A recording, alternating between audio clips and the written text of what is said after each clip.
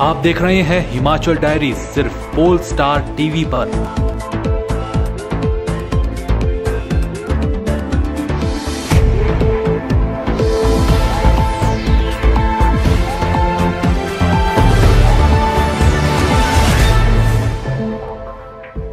Himachal diaries के प्रायोजक हैं RK hospital Hamirpur, service with quality. नमस्कार, आप देख रहे हैं हिमाचल डायरी और आपके साथ मैं हूं मोनिका ठाकुर। आइए जानते हैं हिमाचल से जुड़ी ताजा तरीन खबरें।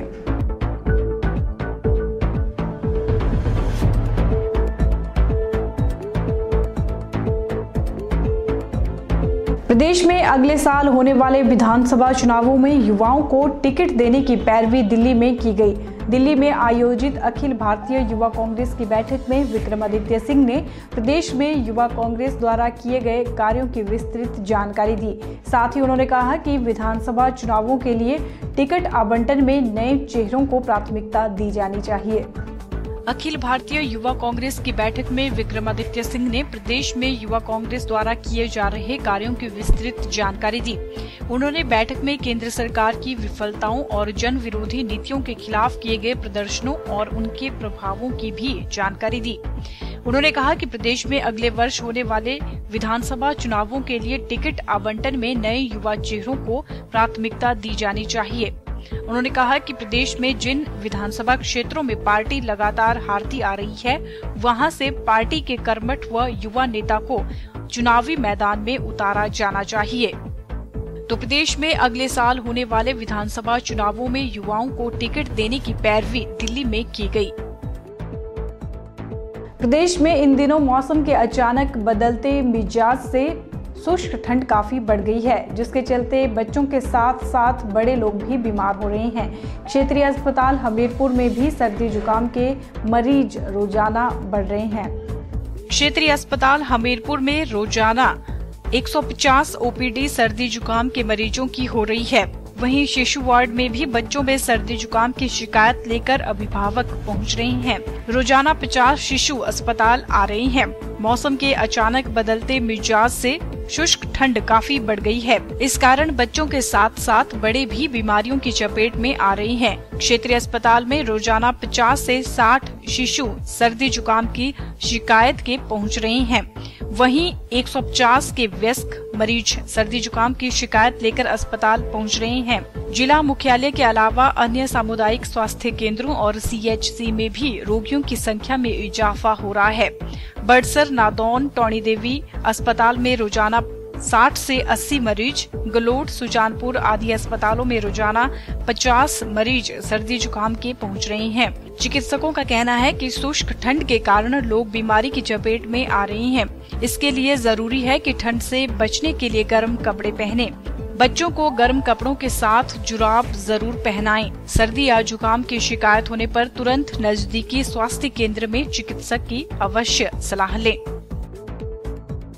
कोई भी अभियान तब तक सफल नहीं होता जब तक लोगों का उसमें सहयोग न हो। मंडी जिला के लोगों ने प्रशासन के एक अभियान को सफल बनाने में जो सहयोग दिया, उसका परिणाम यह निकला कि आज लोगों को ही बीमारियों से निजात मिलती जा रही है। बीते 5 वर्षों में मंडी जिला में पहली बार जल जनित रोगियों की संख्या में 10% की गिरावट आई है और इसका श्रेय जा रहा है जिला प्रशासन के स्वच्छ जल स्वच्छ हाथ अभियान को। प्रधानमंत्री नरेंद्र मोदी के स्वच्छ भारत अभियान में हिमाचल प्रदेश का मंडी जिला बेहतर कार्य कर रहा है और इस बात का प्रमाण पत्र खुद देश के प्रधानमंत्री नरेंद्र मोदी मंडी जिला को दे चुके हैं। स्वच्छ भारत अभियान के तहत ही मंडी जिला प्रशासन ने एक और अभियान की शुरुआत 2 वर्ष पहले की थी। जिला रेड क्रॉस सोसाइटी के माध्यम से चलाए गए इस अभियान को नाम दिया गया था स्वच्छ जल स्वच्छ हाथ। इस अभियान का उद्देश्य लोगों को पानी और हाथों की स्वच्छता के प्रति जागरूक करना था, क्योंकि इनके कारण ही सबसे ज्यादा जल जनित रोगों का खतरा होता है। लोगों को जागरूक करने के लिए जिला प्रशासन ने रेड क्रॉस सोसाइटी के माध्यम से पंचायतों, महिला व युवक मंडलों का सहारा लिया।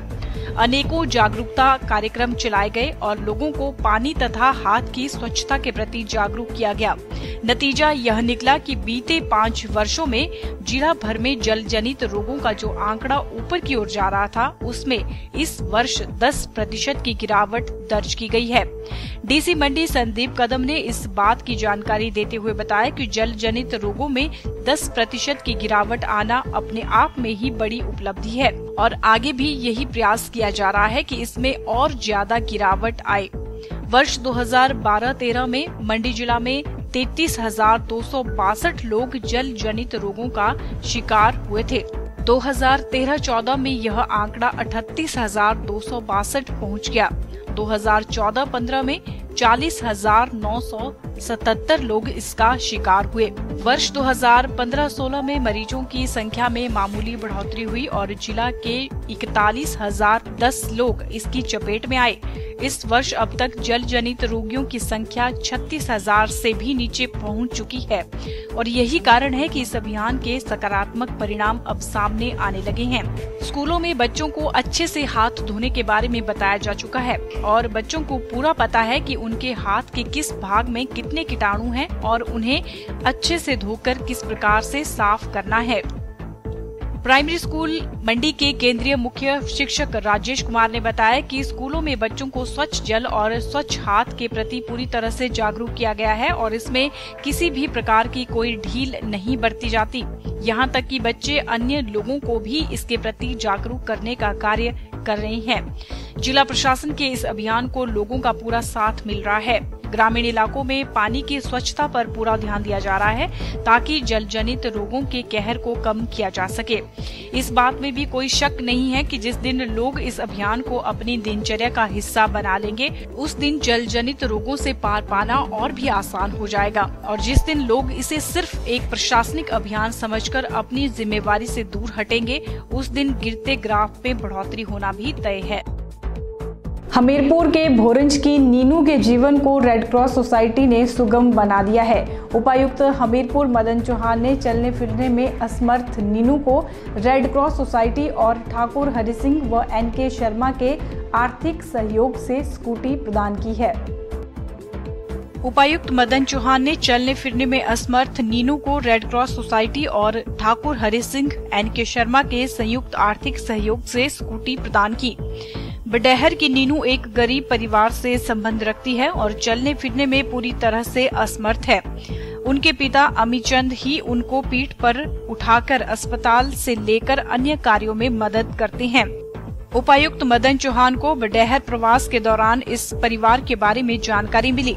उपायुक्त मदन चौहान ने इस परिवार के साथ भेंट करके आवश्यक मदद देने का भरोसा दिलाया था। इसके पश्चात इसी क्षेत्र के ठाकुर हरि सिंह और एनके शर्मा ने आर्थिक मदद के लिए हाथ बढ़ाए और उपायुक्त की ओर से रेड क्रॉस सोसाइटी के माध्यम से भी स्कूटी के लिए धनराशि उपलब्ध करवाई गई। उपायुक्त मदन चौहान ने कहा कि रेड क्रॉस सोसाइटी के माध्यम से निर्धन और जरूरतमंद लोगों की सेवा के लिए आवश्यक आर्थिक मदद की जाती है। उन्होंने हमीरपुर के सभी नागरिकों से आग्रह करते हुए कहा कि रेड क्रॉस सोसाइटी के सदस्य बनकर सेवा के इस प्रकल्प में अपना रचनात्मक सहयोग सुनिश्चित करें। हिमाचल डायरी में अभी रुकते हैं एक छोटे से ब्रेक के लिए। आप बने रहिए पोल स्टार टीवी के साथ।